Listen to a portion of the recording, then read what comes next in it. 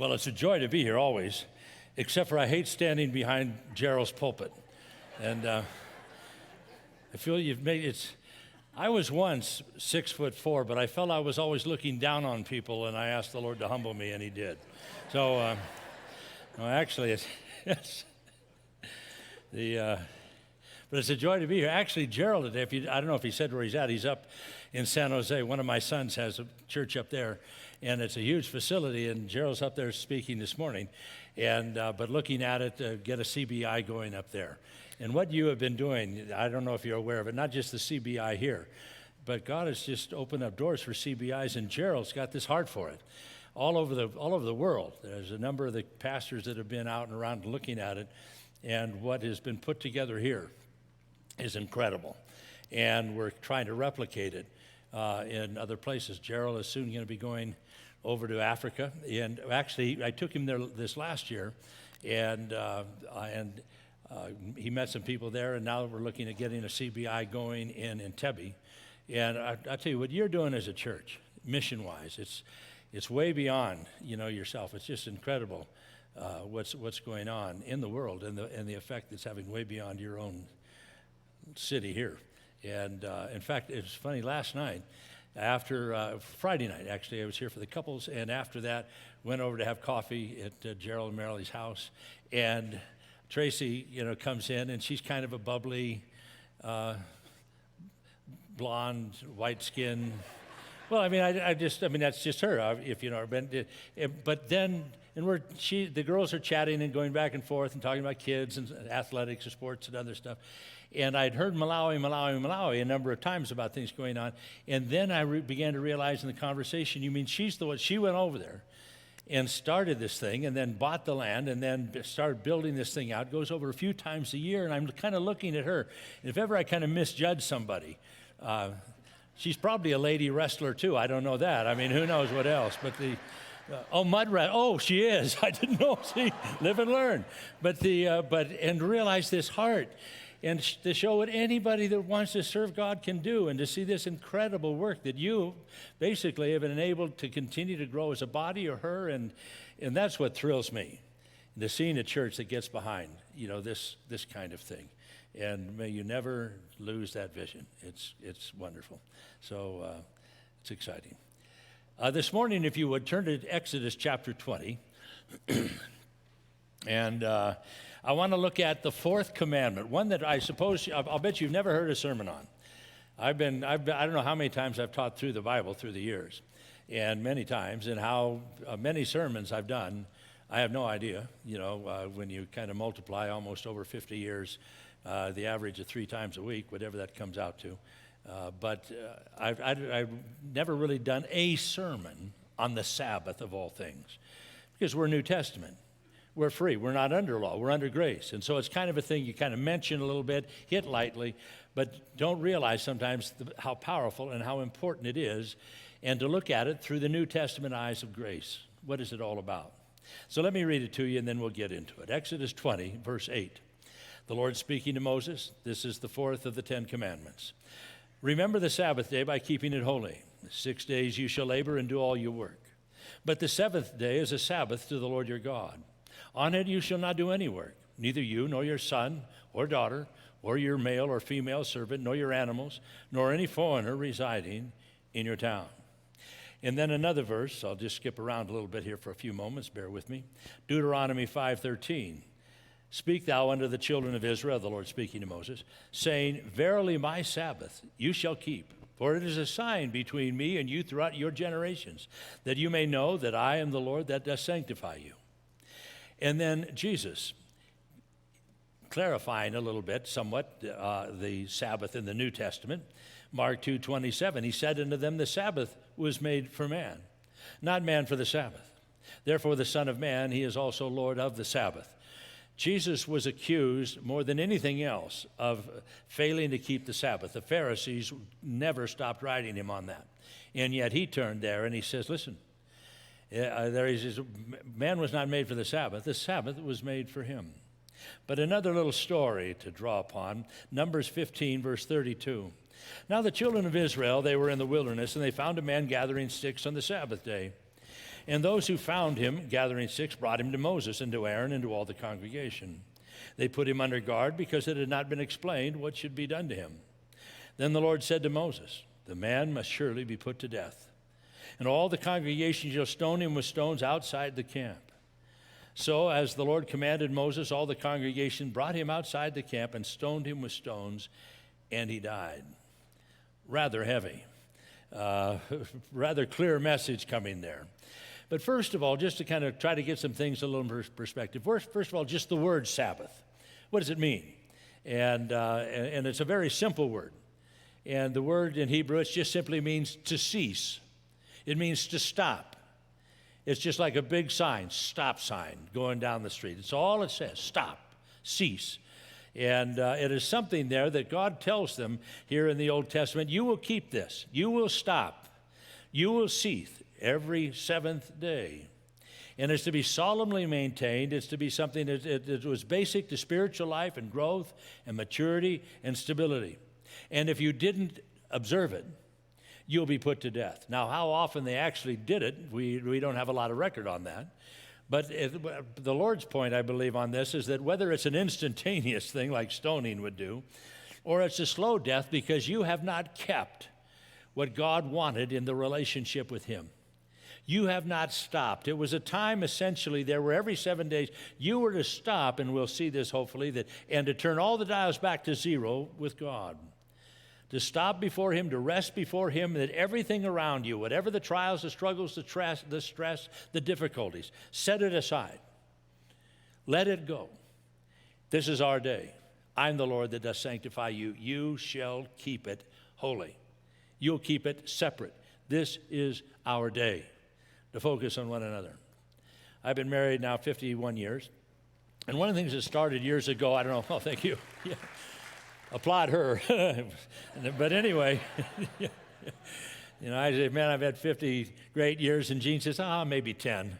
But anyway, but many years ago it started with this thing where Jean would maybe see me and I'm kind of troubled about something or something going on or stressed or going around, and she had this way years ago. She would come up and just take one of my arms, wrap it around her, take the other arm, wrap it around, say, now squeeze, and say, now look me in the eye. And I know the drill now very well, but then she'll turn to me and she said, look me in the eye, and then she said, you got me, babe. And it's just kind of a way of something there that through the years, when you stop to think all that you go through, all the things that were so huge, so intense, so stressful, so real at the time, that you can easily get wrapped up in, and 99% of them I don't even know anymore. I can't even remember them. Can't even recall them, but they were real at the time. But she's like, hey, you got me through all this. This is us together. Things with the kids, things with the bills, things with the house, things with ministry, whatever it was that just mounts up and is there. But to look there and realize we've outlived them all. And there we have each other. And this is what God essentially there is wanting to have, where he wraps it up.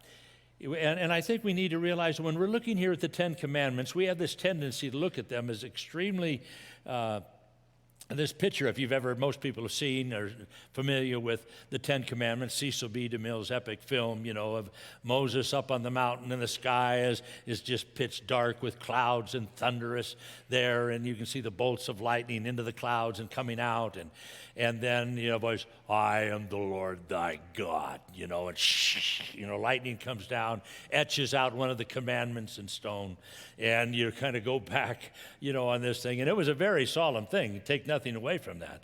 But to stop and realize what God is above all else, he's a relational God.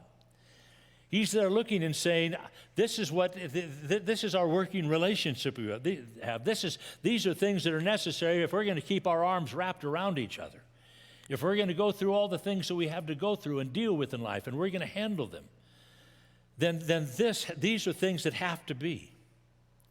And it's interesting, my wife, well, she's here, so I have to be careful what I'm saying on this thing, because she's spoken here before, and so a lot of you ladies would know her. She's a wonderful person. I take nothing away. Awesome. Unbelievable. She was a mess when I met her, but 50 years with me, and she's awesome. But anyway, no. Opposite is true, I can assure you that. But anyway, but she does have some about her that is, call it legalistic.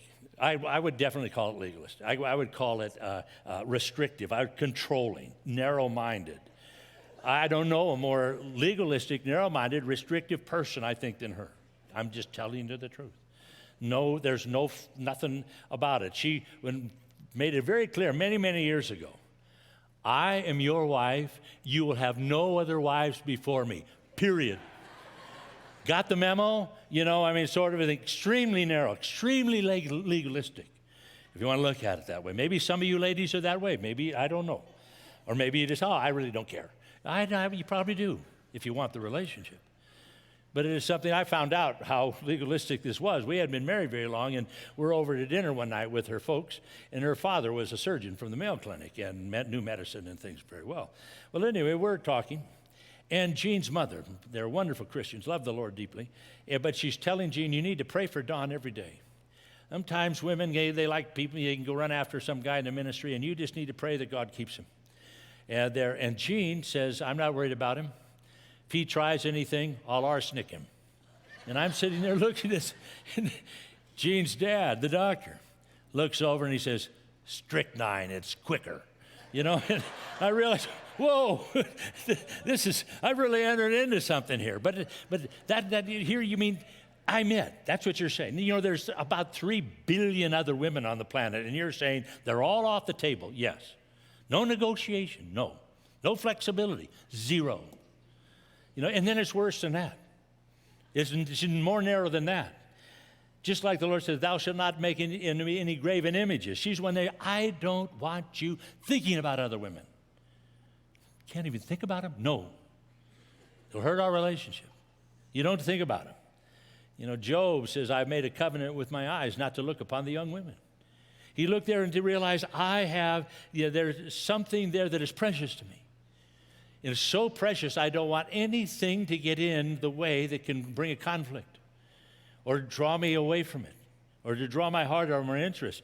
And then is the third commandment, thou shalt not take the name of the Lord thy God in vain. Yeah, same thing in a good relationship. If somebody wants to have a marriage that's going to go on through their lives, these are things that we understand as human beings relationally. And to the degree that we violate them. She looks there, she says, I am your wife, no other. I don't want you thinking about other. I want dwelling upon him, and I don't ever want you to take our relationship empty or in vain, like it's meaningless, or it's something you just toss aside. You can't do that. It's the most precious thing in the world.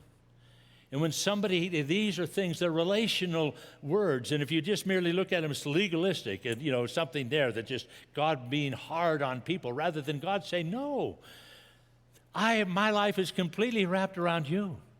I have no other interest in you.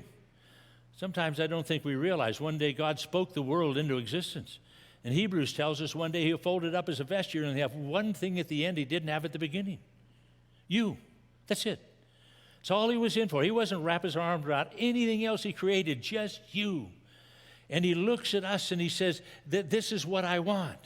And I want you to prize this. I want this to be precious to you. And I want to keep things close. I want to keep the affection. Or I want you to keep the Sabbath day. And here the fourth commandment, he says, keep it holy. I want our time together.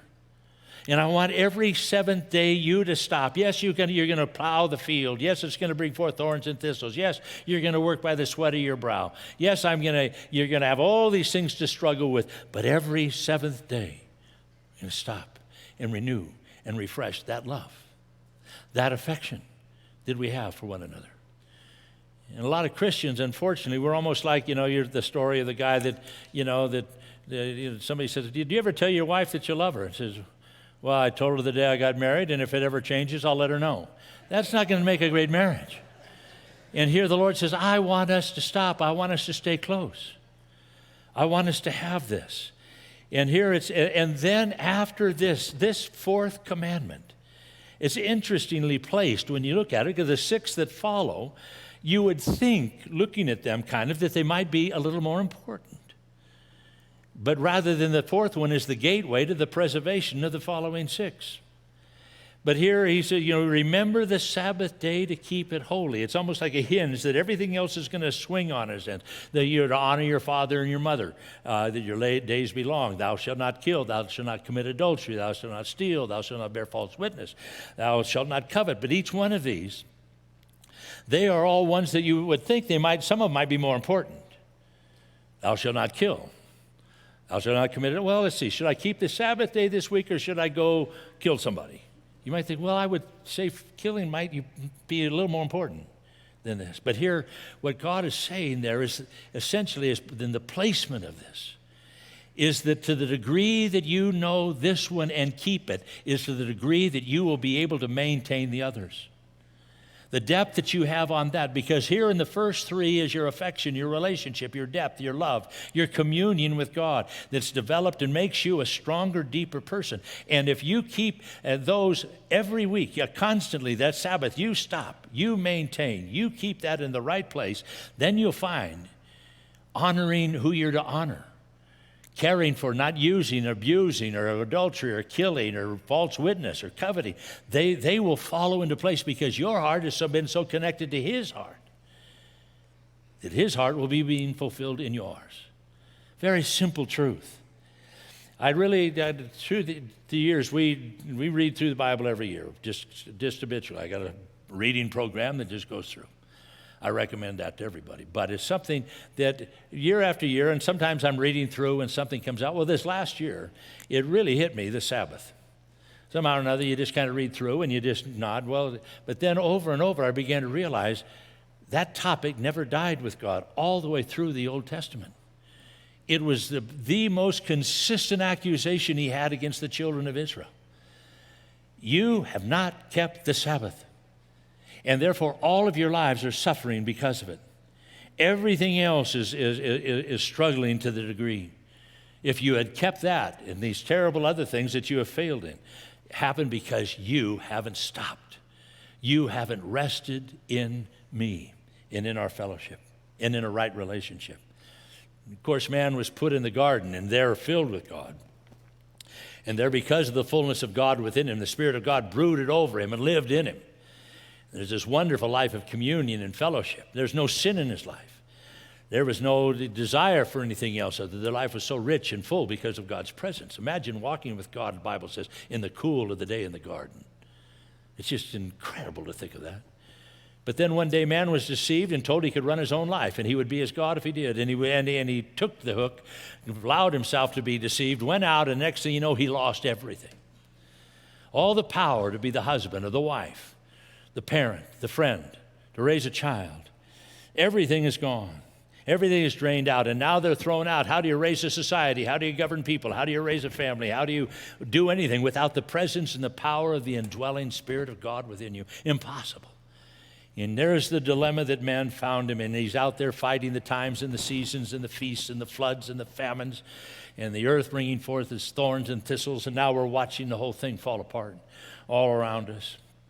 But here God looked there. When you walked away from me, you walked away from the capacity to do all this, and you're left to your own frailties, your own ability to try to do anything. When I was with you in the cool of the garden and walking together, my presence helped you understand and love each other perfectly. But you walk away out of the garden, and even a thing like a marriage that you would think should be not so difficult becomes difficult. The thing of relating, listening, talking to somebody and not understanding each other, though you're using the same vocabulary. It's interesting. You don't have to be married a real long time. Do you realize men and women, we have the same dictionary kind of and the same definitions, but they're different. We say, we're like AM and FM frequencies sometimes we're talking. And it's like when God made a man and woman, He made these two entities that function and listen and hear and talk different languages. And, even here, a woman is somebody that when she says, never mind, I'll do it myself, the man says, okay, and he lets her. But a woman on one hand is when she says, never mind, I'll do it myself, and then he lets her, she gets mad. But then, a man is somebody that when she said, never mind, I'll do it myself, and he lets her and she gets mad, he says, now what did I do? But a woman is somebody, when she said, never mind, I'll do it myself, and he lets her and she gets mad, and he says, now what did I do? She says, well, if you don't know, I'm not going to tell you. And now he says, now you two be happy and be married. And you look at it and say, God, what are you doing to us?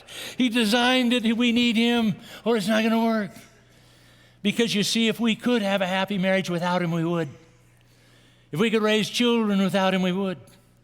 If we could go to work without him, and we would, we'd do it all if we could. And we've all tried. And we've all failed. And here he looks there in the simplest of things you might think. There, I mean, I've had 3 sons. They, run from about 44 to almost 50 now. And I can remember when my boys were little and seeing them do something, just think, oh, I'll fix that. You just think, oh, I'm a parent. I'll fix it. And then you next thing you know, you're trying to fix this kid, and you realize you can't fix the kid. Here you got a little 25-pound critter there. Who can't fix that? And an hour later, you're over in the corner in a fetal position, drooling, wondering what went wrong with that kid, or what. You can't do it without the Spirit, without resting, without renewing something there that God looked and he says, this is sacred. This you're to have.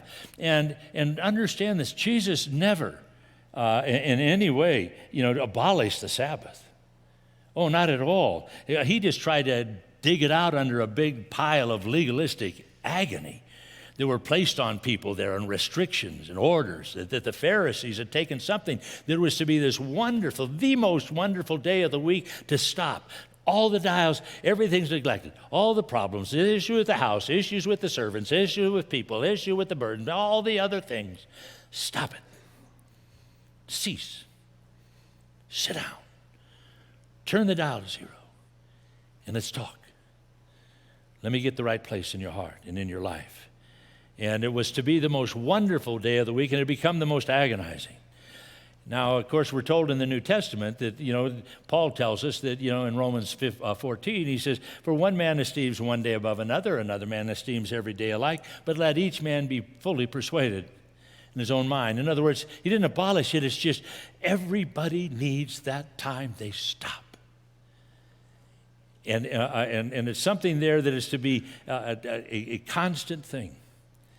Now, they had feasts that were given to them, Passover or Tabernacles or whatever, and the trumpets and these various wonderful feasts that they had every year that they would stop and remember some great thing that God had done to them, reminding, just like we have the Christmas, the birth of Christ, that we stop. It's wonderful to do that. It's wonderful to be in a society that still stops and thinks of the resurrection and realizes that's where our Savior came into the world. That's where he rose from the dead for us. It's wonderful. But that won't maintain spiritual life. That won't do anything. God says he doesn't come to them on forgetting a feast. He comes to them, you haven't met regularly with me. We have not kept it. And when you don't do that, everything suffers. And when everything suffers, now you are left to your own resources to try to manage it, and you cannot. You cannot. And you will be exhausted trying to do what only the Spirit of God could do. You're human. God's not. And if you're not going on his power, you'll be drained. But God looks there and he says, but what I do want is exclusivity with you. I want you for me alone. I want you to wrap your arms around me. I want to wrap my arms around you. I want a life together. Ezekiel 20, verse 6, the Lord says, in that day I lifted up my hand unto them to bring them forth out of the land of Egypt, unto a land that I had spied out for them, flowing with milk and honey, which is the glory of all lands. Then I said to them, cast ye away every man the abominations of his eyes. Defile not yourselves with the idols of Egypt. I am the Lord your God. Here he looks, he says, I spied out the most wonderful land in the world, flowing with milk and honey, the glory of all the lands, our land, it's Israel. He says, the rest of the planet, the whole world can have it, do whatever they want to with it, but this is our place. This is sacred to us. This is where we will build our lives. And he goes on and he says, but they rebelled against me and they would not hearken to me. They did not every man cast away the abomination of their eyes. Neither did they forsake the idols of Egypt. He goes down to verse 12. He says, moreover, I gave unto them my Sabbaths to be a sign between me and them, that they might know that I am the Lord, that they sanctify them. Set them apart with them, to empower them, to care for them. But the house of Israel rebelled against me in the wilderness. They walked not in my statutes. They despised my judgments, which if a man do and live by them, and my Sabbaths they greatly polluted. Here they took something and they brought their idols, they brought their images. I just said, can't you just cast them away? And we go into a whole new world together. Their idols are, they see not, they hear not, they do not understand, they cannot speak. They're empty. Most people know that. But yet, at the same time, we struggle with it. Here, and he just said, I just want to go there together with you. Leave them behind. I don't think sometimes we understand. We tend to look at all these pagan things, and we see old images of idols and things. But we don't understand. Here, the children of Israel, of course, they're in slavery first. They're looking over in Egypt and seeing the splendor of Egypt, the glory of Egypt, and their worship of their gods and goddesses, and how they would dance, how they would, praise, and how their excitement, and how they'd get all decked out, and all their wealth, and they would come and have these magnificent things that are around their gods and their goddesses, because their gods were goddesses of sex, and goddess of pleasure, and gods of power, and that they had created, of course, for themselves, but they had quite a time. The children of Israel, meantime, they're slaves. Here they are, living there in poverty and crying out by reason of their taskmaster. They're wearing, old tattered garments. And then God raises up Moses. Out they go through the Red Sea into the wilderness, where God took care of them. He gave them water out of rocks. He gave them manna out of heaven, sustained them, but it was no great meal. And Numbers tells us it was an 11-day journey from the borders of Egypt to the borders of Canaan. God just gave them what they needed to sustain them, to get from one to the other. It wasn't to satisfy them, but they would have stayed there, but it was just to get you from one place to another. It took the children of Israel 40 years. Even the U.S. Postal Service is better than that. But it's something, they just stood out there. But meantime, they're in the wilderness. And their shoes didn't wear out. God sustained them, everything but their outfits. I don't know any of you ladies. I doubt if there's one woman here that's been wearing the same shoes for 40 years. And I doubt it. And, we won't go there. But anyway, the point, but now when God's wanting to bring them into the land, he says, now look, we're coming into the land. Now you're going to see a lot of stuff there. You're going to go in now in power. When you were in Egypt, you had no power. You had no capacity. You couldn't touch anything. You were slaves to it. But now when you go in, you're going to go in power, but don't be enticed then. But if you could imagine yourself maybe being out in the wilderness, like in the deserts of somewhere in Nevada or something for 40 years. And one day you come over a ridge and you look down and there's Las Vegas. And there's all the lights and there's all the beauty and the magnificence. And all of a sudden you're walking down the streets of Vegas. And you see all this stuff. You see their parties, you see their outfits, you see their shows, you see the song, the dance, the thing. And God says, I want you to destroy it all. Don't let it influence you. And then well, wait a minute. Some of these parties are really, they know how to party here in Vegas, and they know how to do stuff here. They know how to have a good time. And what happens in Vegas stays there or something? Well, it destroys too. But here, that's the children of Israel. God says you had to bring this with you to pollute our love, our relationship, that would do that. And he says, and he says, but you wouldn't do it. You had to bring them. And he says, and you rebelled against me. You wouldn't keep it. The Sabbath, you greatly polluted it. It would be like me asking Jean 50 years ago, would you marry me? Yes, I will. And then planning a honeymoon and saying, I've got the most wonderful honeymoon. We're going to Waikiki Beach, right on the beach. We'll walk out the door. There's beautiful white sands, and there's the ocean and the waves coming in. It's just going to be magnificent. Only one little thing. I don't think you'll mind, but I just want to let you know. I'm bringing a couple old girlfriends along the honeymoon. Is that okay? I think that might be a deal killer, or if not the deal, at least kill me. But anyway, it's something. No, I'm not going to do that. We understand that as human beings. God is saying, this is what I want to have with you. And if you don't do these things, you have now set yourself up for exhaustion. You're going to get into that land, and you're going to try to handle life, and you're going to try to carry all these things going on, and they will destroy you. You were never designed to hold any of it together without me. But we're going to stop. And every seventh day, I'm the Lord your God. I'm a jealous God. You'll have no other gods before me. You won't have things, and if you've been distracted by something, you're going to get me right back on the throne. You're going to wrap one arm around me, I'm going to wrap around each other, and we're going to look each other in the eye. We're going to say, we got you. This is what it's all about. We're turning the dials back to zero. And if you don't do that, you'll be exhausted. Over and over, the biggest accusation in the Old Testament, you didn't keep the Sabbath. And therefore, everything fell apart. All of your life fell apart. You couldn't hold it together. You ended up now doing all of these other things. The first form of exhaustion that Jesus cures is our eternal exhaustion. I would wager that most every person here, the great percentage of you, are here because the first reason Jesus Christ died on the cross for you. He lifted the burden of eternal destiny, and took it all upon himself. Took your sin, forgave it all. Wrote your name down in the Lamb's Book of Life with his own blood. Sits in heaven, the right hand of the Majesty on high, ever lives now to make intercession for you, to present you faultless, and is coming back for you and take you home to glory. And you know it. And you've got a great rest in that. But at the same time, it happens because that exhaustion he's taken care of. If he hasn't, and you're here today and you don't know Christ, you've still got the weight of your whole life. You need Jesus. You need to open your heart. But then there's not just the eternal exhaustion that hopefully he's cured for you. It's the daily exhaustion. You don't have to be a Christian very long until you realize that the Christian life is incredibly daily. It's every day you wake up, and there it is. There's another day in front of you. And sufficient unto the day is the evil thereof. There's always something in every day that God puts out in front of us. And there at that point, what Jesus did on the cross isn't a benefit daily. There's more needed. Paul says in Romans 5:10, he says, for if when we were enemies, we were reconciled to God by the death of his Son, well, much more being reconciled.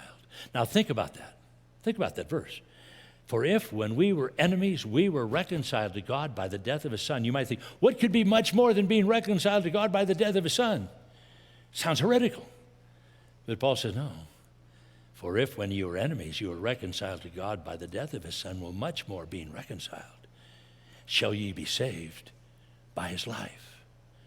Jesus said, you thought it was wonderful meeting a dying Jesus on the cross for you. Wait till every day you meet the living one, alive and resurrected, and saving you today from yourself by his life. That we need him every day to get us through our life. Paul writes to the church at Colossia, and in the Living Bible, he says, God has sent me to keep God has kept a secret for centuries and generations past.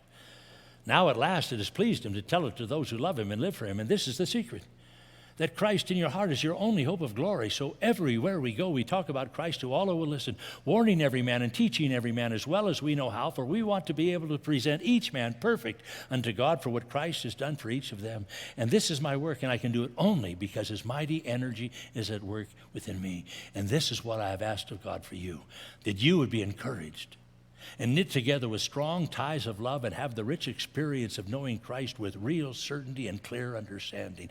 And now, just as you trusted Christ to save you, trust him too for each day's problems. Live in vital union with him. Here Paul said he just the same dependence. Remember how it was when you came to Jesus? It was, Jesus, if you don't save me eternally, I'm dead. Now Paul says, the same way you trusted to save him eternally, trust him daily. The same dependence. Jesus, without you, I can't be a good husband. I can't be a wife. I can't be a parent. But save me from myself today. Without you doing and helping and guiding. And if we don't do that, it's exhausting living. Exhausting carrying on within our lives. We end up carrying. Some of us right now, there's no question to you. Are you saved? Are you going to heaven? You know that. That's the Spirit's born witness with your spirit that you're a child of God. And if a child, an heir of God, and joint heirs with Christ. You know you're going to heaven. I imagine how many of you have the assurance? I imagine massive hands would go up. But the issue there, but you're also stressed. You're worried. A lot of burden. You're struggling. You're carrying the weight of daily. You ever heard the story of the hitchhiker? He's going down the road and he's got a knapsack that's just filled, and he's just trying to go down and thumbing a ride, and finally this big 18-wheeler pulls up and the guy swings open the door and says, hey buddy, where you going? He said, I'm going down to so-and-so. He says, I'm going right by there, buddy. Hop in. I'll give you a ride. They're going down the road, and a few miles later, the trucker looks over at the guy, and he's sitting over there next to him. He's holding onto his knapsack, still sweating there, struggling there, hold it up. And he says, hey, why don't you put it down there on the floorboard? Relax your piece. And he says, oh, no, sir, I couldn't do that. It was so wonderful of you to give me a ride. I can't ask you to carry my knapsack, too. Isn't that what many of us are doing right now? You know you're going to heaven. You know it's sealed. It's done. And yet you're carrying the weight. You're struggling. The marriage, the kids, the job, finances, whatever it is. But here it's something there, we're told in the Psalms, except the Lord build a house, they that build it labor in vain. Except the watchman keep the city, the watchman waketh in vain. In vain you rise up early in the morning. In vain you stay up late at night. In vain you eat the bread of sorrows. Here he says, not only do you have to have the Lord build your house, but if he doesn't maintain it, it's all in vain. In vain you wake up early in the morning. In vain you stay up late at night. In vain you eat the bread of sorrows.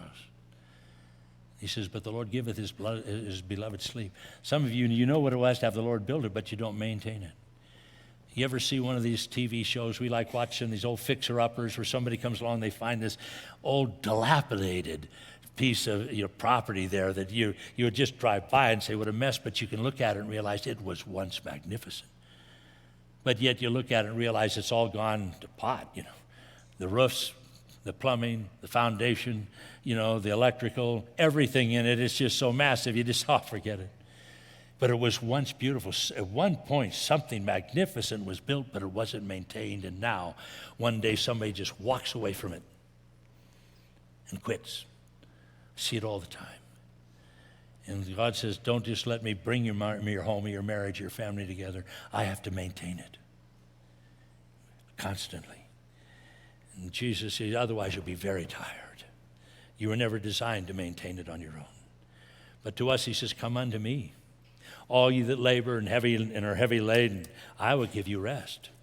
Take my yoke upon you. Learn of me. For he said, I am meek and lowly of heart. My yoke is easy, my burden is light. He looks there. I do have a yoke, and it is a burden. One of the things he says, if you bring me and you have me in the right place, I realize at times there is a yoke. You'll be connected to me. There is a burden, but it's light. And the yoke is easy. Far easier and lighter than any other thing you'll ever be united with. But it's something you look there and realize, I'm giving you that place, and whatever I have to do to preserve it and to have it and to maintain it. And if you don't, we'll be in trouble. And life is just difficult enough just on a daily basis.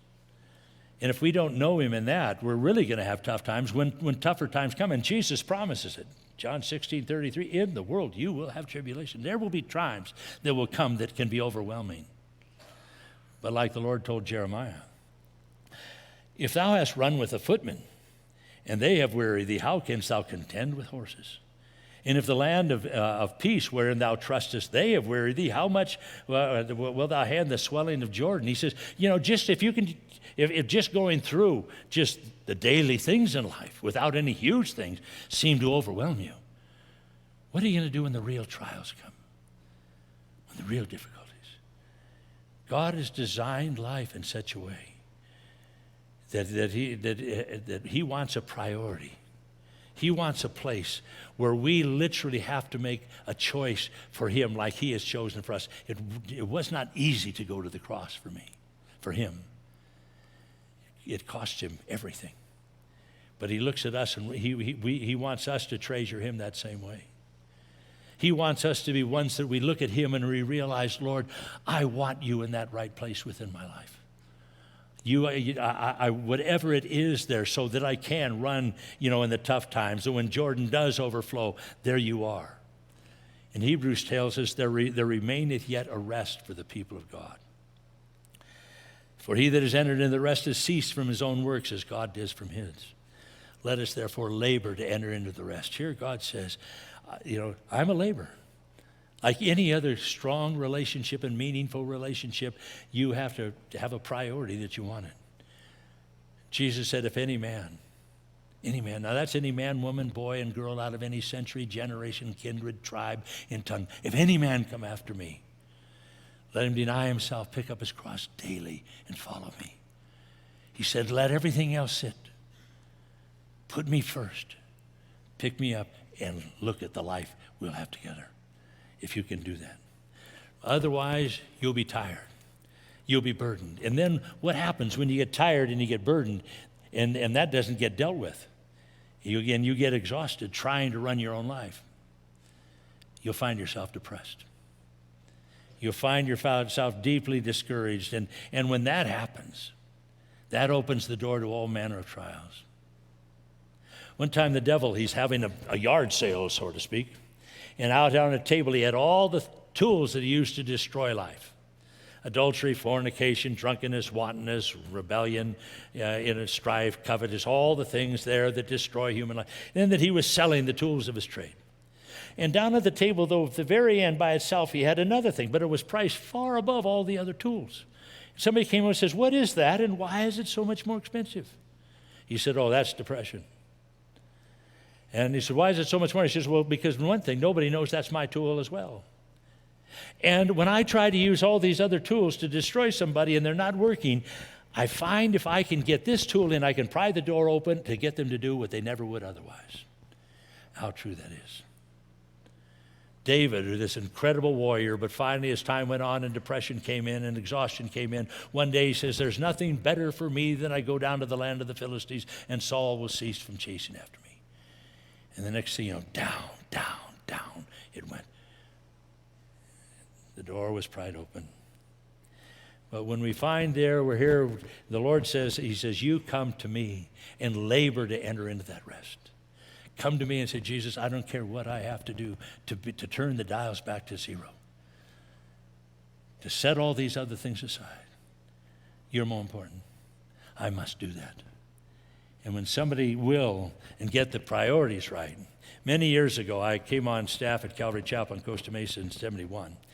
And things just were going crazy. We put up a tent in 72, and it ended up a lot of publicity and other things, but it just grew. People were getting saved in massive numbers. Days never ended. Nights never ended. It went on, and here I am trying to just carry on and do ministry, and had a young family and everything, and Rob and Peter, Pay and Paul trying to get through the day, trying to get through the ministry. And I'd have my little prayer time and my little prayer list. One time I'm kind of going through this and just getting it done, almost listing off the things of the day or whatever it was. And out of nowhere, I've not had many visions in my life, but I had a vision. It was as clear as anything. And the vision was of this truck. It was a dump truck, and it's working its way, winding up a hill. As it's struggling its way up the hill, you can just hear it's down in low gear, and you can kind of almost hear the engine grinding, getting this heavy load. And it gets up to the top of this hill and turns around, and you realize it's a city dump. And this dump truck, it turns around, there, and it backs into this big pile of trash. And then you can almost hear the motors or the hydraulics lifting the bed up. It's lifting up, and as he's pulling away, all this is dumped out. And then it dumps out, and this is so vivid, I've never forgot it. But then as it comes down, the truck is pulling away, and a hand comes out of the window, and I look, and it was me. It was so clear, and I'm thinking, did I have bad pizza? What's happening here? This is so. I thought, Lord, are you trying to tell me something? And clearly, the Lord said, I am. That's you. This is you every day. You come in and you've got your list and you've got all your trash and you just back in and you dump it. Now I want all your trash. I want all your prayers. I want all your burdens. I want every bit of it. But you just back in and dump it and pull away. But if you would come in face first and look and realize, because then as it backs off in this picture, there's all the trash, there's the dump, but the dump was at the feet of the throne of God. And there as I looked up, there's Jesus sitting on this throne, saying, if you'd come in face first, and you'd look at me and behold my glory, you'll have less trash tomorrow, and the next day, and the next. You'd find the burdens would be lighter. And when you take that time to sit before me and get the priorities where they ought to be. And when we don't have that, we get tired. Isaiah 40, verse 28, Isaiah says, hast thou not known, the Lord speaking, Hast thou not heard that the everlasting God, the Lord, the creator of the ends of the earth, he fainteth not, neither is weary. There is no searching of his understanding. He giveth power to the faint, to them that have no might he increaseth strength. Even the youths shall faint and be weary, and the young men shall utterly fall. But they that wait upon the Lord, they shall renew their strength. They shall mount up with wings as eagles. They shall not run and not be weary, and they shall walk and not faint. And you know, there's one word, critical word in that whole sequence of verses that it all hinges on. One word. Wait. The difference between exhaustion and utterly failing and everything being drained out of you and being renewed and refreshed and mounting up with wings as eagles. Running and not be weary, walking not fainting. One word, wait. I see some of you, looks like you take notes. If you take notes, I want to give you one word. If you don't get anything else today, get this. I want to define the word in Greek and in Hebrew for you, the word wait, what it means. And so if you write things down, write it down. Just the word wait. You ready? You ready? I see you writing something. You ready? Y'all ready? The word wait, here it is. The word wait in Hebrew and in Greek, it means wait. That's it. That's it. But it's the most critical word, they that wait. And that is one thing we hate to do. We hate waiting. When we live in the 20th century. I'll bet most of you, you're prime Amazon members. I get my stuff in 2 hours. I want it here on my doorstep. Whatever we want, if you can't get it, somebody else will get it to me. And here, but God says, that's not me. You see, because all the other things that went through life were actually designed to bring us together. I look at all the things that my wife and I have been to the last 50 years. How many times we look at each other and that's it. All the other things have gone, but had we not had those things, we would not hold each other as dear as we do. We learn to wait with each other. You're still here. We still have each other. And we would not have grown as we have without those very things. Same with God. The Lord looks there and he says, yes, these things, they come in the stress and the difficulty, but they're designed to have you come and sit in my presence and draw from me and need what I have to give. And you know, when we realize that's, God looks at it and there's no other way to do that. There's no other way. God says, I hope you get something out of today. I hope that'd be wonderful. But I'll also promise you, what you got today will not do you any good tomorrow. Won't get you through tomorrow. Tomorrow you got to get up and what am I going to do now? Am I going to go out in my own strength, handle my own marriage, raise my own lives, do my own whatever it is? Or am I going to say, Lord, save me today? Whatever it is, the time before I have to face anybody else in the world, I want your face. I want your love. I want your life. I want your power to get us through. Some of us here, we're exhausted because of the fact, we're not just exhausted because of the stress out there and the difficulty and trying to hold things together. We're exhausted because of our own sin. The buck stops right here. We did it. We're guilty as sin could be guilty. And we know it. And you think, well, is there help for me? One of the things David, great king, great warrior, perhaps the greatest ever. Terrible husband. Terrible father. His family was a shambles. One of his sons rapes a half-sister. Another son kills the half-brother who raped the sister. Runs for his life. For years this goes on in havoc. And it was all because David himself, what he had done with Bathsheba. Everything, what Amnon did to the sister, David did to Bathsheba. And what Absalom did to Amnon, David did to Uriah. They just like father, like son. Kids just did what dad modeled. And here David was a mess in this way. He was vulnerable. And then one day it came, and all of a sudden one of the sons, Absalom, decides he's going to take over the kingdom, brings about a coup, and David's running for his life. And here as he's running for a life, one man who's on the streets mocking him, looking at him, David, you sure blew it. This is you. Maybe you're fighting Goliath, all right, God helps you. Maybe you're fighting the Philistines or the interests of heaven, wonderful. But this is your own. This is you. The chickens have come home to roost. And now you handle it. And David's leaving town. One of his men said, shall I go kill him for talking like that? He says, no, the Lord has bidden him. And here David, though, tells us at the time when he's fleeing from Absalom, David says, Lord, many are they increased that trouble me. Many are they that rise up against me. Many are they who say there is no help for him in God. But thou, O Lord, art a shield for me. You're my glory, and you're the lifter of my head. I cried unto the Lord with my voice, and he heard me out of his holy hill. I laid me down and slept, for the Lord sustained me. Here, David, even when he was absolutely exhausted because of his own sin, he found he could run to God. Lord, would you forgive me? Everybody else says, I've gone too far. I'm beyond hope. But David knew there's nobody beyond hope. Some of you, you're tired, you're exhausted just because, frankly, you're old. You're getting old. And you don't know how to do it. That's one of the things. We know how to do a lot of things, but a lot of people, we don't have any idea. How do you get old? You can't stop it. But as a Christian, God wants us to do, but we can't determine how we're going to do it. How we're going to go about it. As you get older. I started getting older, I guess, a long time ago. In 1996, I had a stroke, lost the functional vision of my right eye. And then through the years, I lost a lung, long story there, and then I lost one hip, and then I lost another hip. They replaced it. In this last year, I had both knees replaced. I was into the orthopedic surgeon the other day because I got all sorts of issues with both my shoulders and elbows. He said, your elbows are so arthritic, and you're bone on bone in your shoulders and your elbows. They're going. It's just up to you when you want to. We got replacements for them. And to me, as long as it got good aftermarket parts, I just keep getting in line, and all right, let's see what we got. But the point of it is you can't determine if you're going to get old, but you can determine how you're going to go about it. And if you're getting old, I watch people get old on their own, and they end up very cranky, angry, bitter.